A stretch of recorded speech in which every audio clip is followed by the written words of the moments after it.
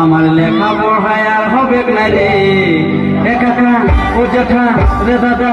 আমাকে ডাল ধরাই দে আমাকে বিঘা দিয়ে দে আমাকে ডাল ধরাই দে আমাকে বিঘা দিয়ে দে আমার লেখা পড়ায় আর হবে না রে আমার লেখা পড়ায় আর হবে না রে একা এ জেঠা রে দাদা আমাকে ডাল ধরাই দে আমাকে বিঘা দিয়ে দে আমাকে ডাল ধরাই দে আমাকে বিঘা দিয়ে দে